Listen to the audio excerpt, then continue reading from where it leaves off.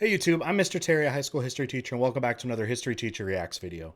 Alright, I've had a lot of feedback from people that they are really liking the Checkmate Lincolnites series by Atun-Shei. Now, if you have not seen these videos, basically what they do is this guy, I don't know the name of the actor here, he does these dialogues between a Confederate and a Union soldier in the American Civil War, and they kind of tackle misconceptions or debatable things about the American Civil War. And they're hilarious, and I'm glad you guys are saying that because I'm definitely down to keep watching these. Now, the video we're going to check out today is titled, Confederate Soldiers Didn't Fight for Slavery, or Did They?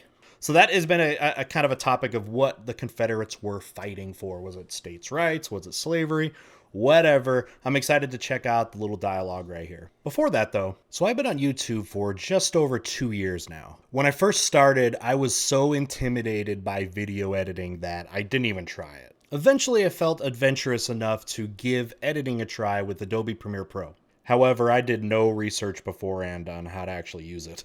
I figured I could just teach myself as I go. However, my improvement on Premiere Pro has been painfully slow. I clearly needed help. That brings me to today's sponsor, Skillshare. In case you've been living under a rock and don't know about Skillshare, Skillshare is an online community with thousands of classes for inspiring creators. Explore new skills, deepen existing passions, and get lost in creativity. It's curated specifically for learning, meaning there are no ads, and they're always launching new premium classes, so you can stay focused and follow wherever your creativity takes you. To get help, I'm using Jordy Vandeput's classes on Adobe Premiere Pro. He has classes for beginners like me and for advanced users as well. His simple advice is definitely going to help me improve my video production quality. After this, I'm hoping to get better at Adobe Photoshop to help improve my thumbnails.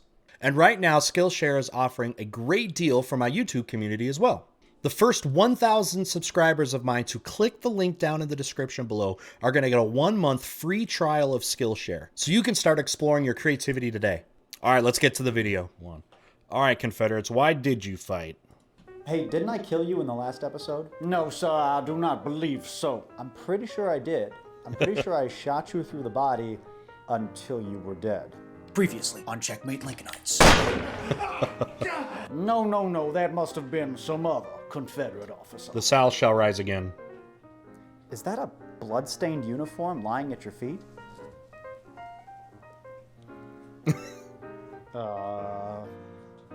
Checkmate, Lincolnites! The program where we stoutly defend the South against those who would besmirch her. Like the brave boys at Fredericksburg, we shall stand for... Fredericksburg! Oh, sorry. Got the dub. Too soon, I guess. Sir, I have invited you here because you have called the excellent film Gods and Generals a piece of propaganda. It is propaganda. I haven't seen that. No, it's not, and I say that as a Latino. It's just like Gettysburg. It doesn't have bias approach. It's respectful to both sides. So do us a favor and shut up. I haven't seen that. I don't think, or at least it's been a long time. Do you agree with this commenter that they're putting up, or that that he's showing? Come on, man, you're making this so easy. Give me some of the challenging comments, you know? Bring out the big guns. It's okay, I can take it. It's funny when snot-nosed, green behind the ear, force-fed warm bullshit college boys such as yourself. We're gonna stop it right here. If you have to preface your argument against somebody that like insult them for having an education, I feel like everything that's gonna follow that is gonna be nonsense. It's like, how dare you be educated? You don't know the actual story. Let me tell you, I wasn't educated, but let me tell you what I heard. Just regurgitate all the totally false narratives you learned. You, sir, are a syphilis-infested crotch goblin and deserve to be eaten alive by pygmy ants. God save the South! Okay, hold on. Do you think that comment was legit, or was it a troll? I also like that if you see in the bottom here, this heart, that means Atun-Shei, he went and like put a heart on this, so it gets it like seen more. So he wanted people to see this comment. Man, you know what? That's actually completely true. Gods and Generals is a historically accurate film. You're just angry because it isn't a communist, leftist, anti-Southern propaganda film. You leftist scum try to rewrite history to fit into your anti-American narrative. So criticizing the Confederacy is anti-American. Yes. Okay, well, my question that... But the Confederacy itself is anti-American. Was anti-American. That was the whole point of secession and fighting, right? I have for you, sir, is what planet are you living on? Yeah. Gods and Generals isn't just historically inaccurate and horribly offensive, it also does a terrible job of simply representing humanity. Nobody could be that perfect and flawless and pious and awesome all of the time. You know what movie I want to see? I want to see a movie that has a scene where Stonewall Jackson sits on the toilet and takes a huge crap. That's humanity. How dare you speak of passing the a general stone wall, releasing okay? his bowels? This perspective is so biased. Yes, slavery was in the mix, but South really complex. And not every Southern Red fought for slavery. Hell, even Confederate generals were against the practice. So do a big homeworks on it. That's a lie. Most Confederate generals absolutely approved of slavery, and your average Confederate soldier knowingly fought to preserve it. No, they didn't. All right. Yes, they did. Okay, Nope. so this is when the debate, who's going to actually show evidence? Otherwise, what they're doing right now is starting a no, he didn't, yes, he did, yes, they did, no, they didn't. Then it just becomes a he said, she said, and it's a circular conversation. They didn't. Yes, they did. No, they did not. Yes, they did. No, they did not. Yes, they did. No, Evidence, they did evidence, not. evidence, no, evidence. they did Yes, not. they did. No, Yes, they they did did. not. Yes, They they did did. not. Yes, They they did did. not. Yes, they No, did. no, Yes, they no. did. They Yes, they did did. not. Yes, Sir, they they did. did Yes, they not. did. Yes, they Sir, did. Wake me Yes, up. they did. no, Yes, they did. no, Yes, they It's did. over. Can't agree with YouTube videos calling the South then all evil. I can't see why anyone would pick up a rifle to defend the high-class society ownership of slaves. That don't make no sense. The so-called lost cause agenda, however, does. That's just it. You can't comprehend, as a 21st century Exactly. person, from your point of view, why someone would take up arms and knowingly defend slavery. People would say, you would say that about anybody that's fought in any war ever, right? Like, people, like think of wars. Do you think what the government or whatever, whoever is passing legislation, whoever's making the decision for war, do you think their reasons are always the same reason why anybody would go to a war? Right? What if they're simply drafted? Right? Do you think, here's an example, do you think anybody in World War I fought because the Archduke of Austria-Hungary was killed? Do you think some poor sap in Russia or Germany or something that was a rallying cry as they get out of their trench to go fight somebody, was this is for the Archduke? No. And yet, that is exactly what Confederate soldiers did. To understand why, you've got to just let go of the benefit of hindsight for a second and look at the politics of the 1860s from the Southern point of view. I don't give a rat's ass about them rich Southern politicians whose aims were to preserve slavery. They should have been hanged. But the common soldier didn't give a shit about slaves or slavery. They were too poor. Yeah, here's the thing, and I know you're not going to I kind of actually want to read. Sorry, I want to read the thing. I'll read it out.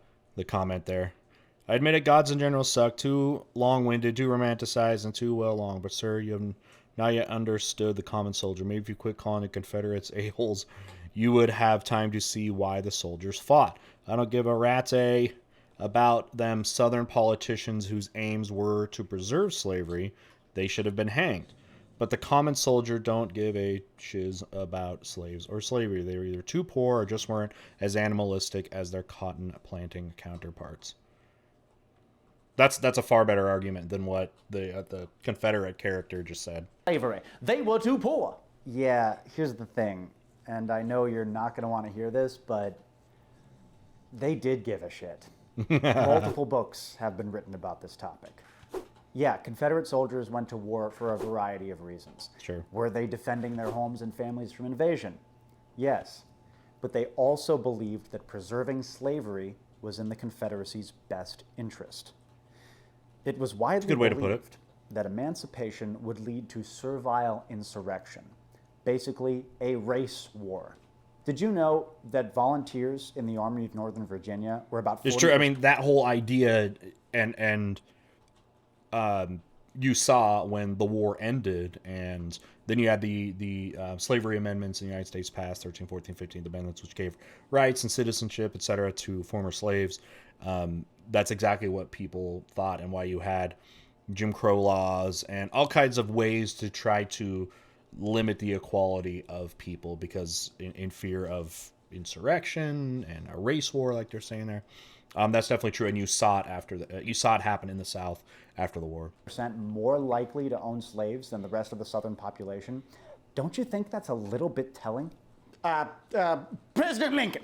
President Lincoln, in his first inaugural, by that time 8 states had seceded from the Union, and Lincoln had a promise for them. He said, I have no purpose, directly or indirectly, to interfere with the institution of slavery where it currently exists. We're not talking about President Lincoln.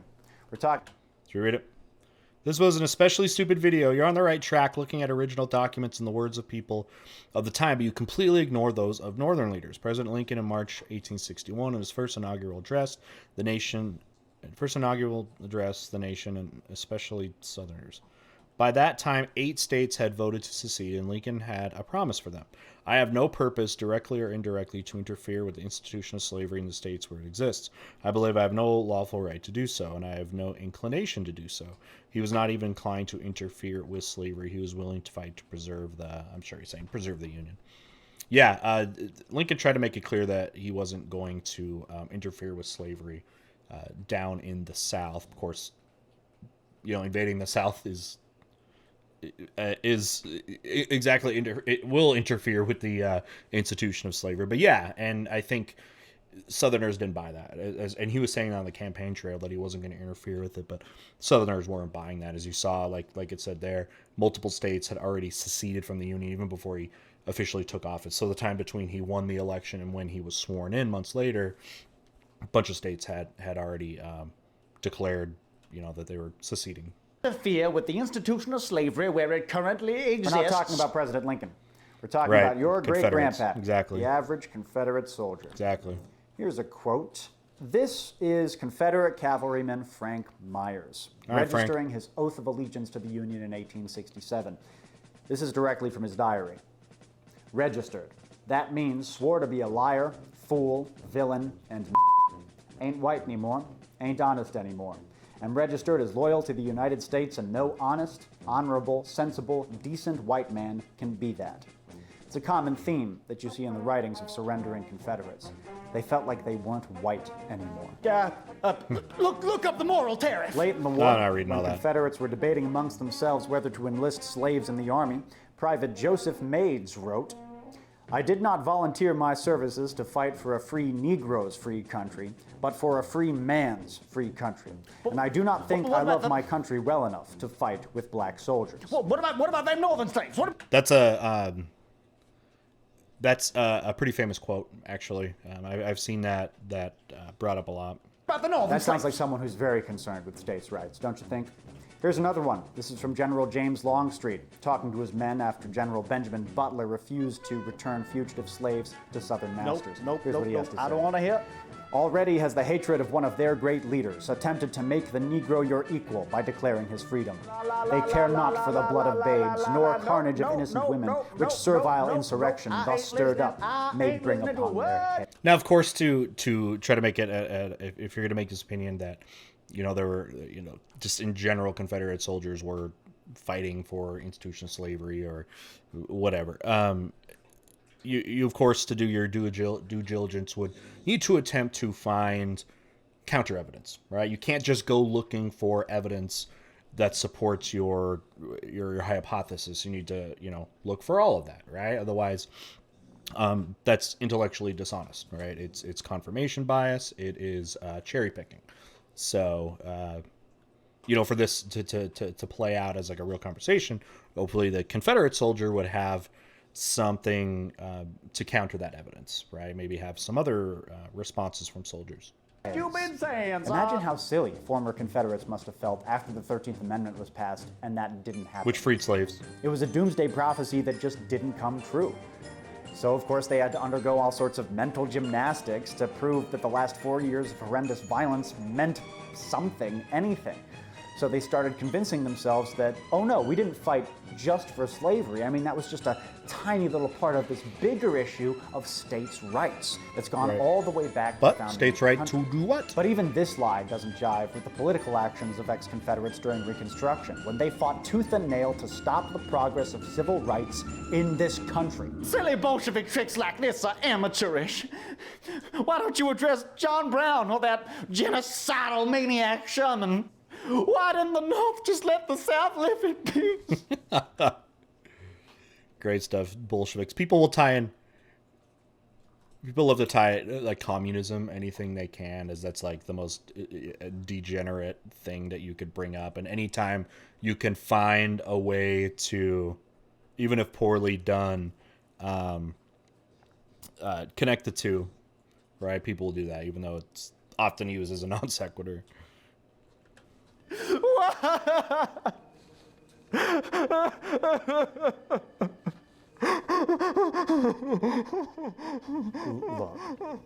Well, people say, even if they didn't, to leave in peace, with the first sort of battle, I guess, violence in a way of this specific conflict being the attack on Fort Sumter, which people would say was not peaceful, right, and was instigated by the South.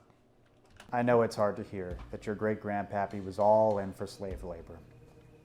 It's a bummer, even taking into account his reasons for believing that, and to him, they were good reasons. You don't want to think of them that way. So you want to think of him as this heroic defender of hearth and home, not as an enthusiastic foot soldier in the slaver's army.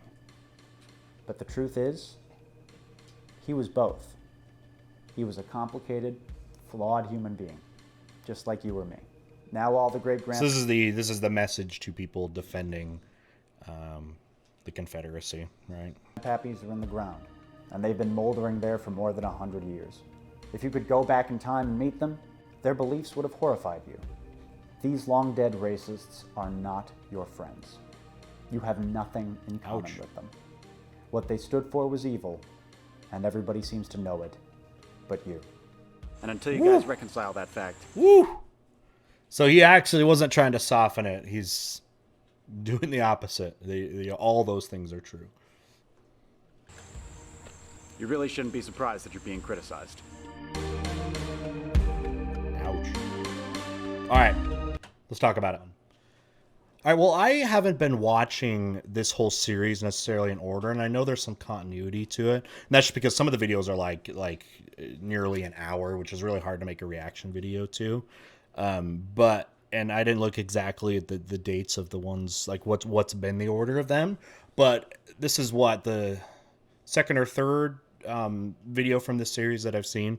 And that ending was by far the most harshest direct criticism or addressing of the people that are supporting the Confederacy in the American Civil War. Like, he just right out was saying, you have nothing in common with them. Their morals would abhor you and all that stuff. So stop trying to find ways to cope with that. If that, specifically, obviously, if that's your ancestry, because nobody wants to be told that their ancestors were awful people and stuff like that. Even if it's fairly recent, like the American Civil War is not that long ago. It's the 1860s, right? We're only a few generations away from that. So people feel a lot more connected to that than something obviously like of ancient history. But yeah, he's not pulling any punches there, and just is being very direct with what he feels about this. But anyway, what do you think about the arguments made on the different sides? Do you think this is a fair analysis? You think of this idea about what Confederate soldiers were fighting for? Do you think, that they, like I was saying earlier, you hope there was an attempt at trying to find some like a counter argument or something like that, just to make it appear more, I guess, academic in that way, a little more fair, take more of a research approach to it. Anyways, Let me know what you think down below. And if you still, again, would like to see me checking out more of these videos, let me know if you would like me to do that, and I will oblige. All right, again, before we head out, the original video link is down below. Make sure you click that, like I said earlier. And again, thank you to Skillshare for sponsoring this video. And definitely check that out again. There's a link down below. The first 1,000 people that click that link are going to get that free 1 month. And you can definitely learn some awesome things for a variety of different things that you can learn about. So definitely check that out. You have nothing to lose. All right, with that, we'll see you next time. Bye.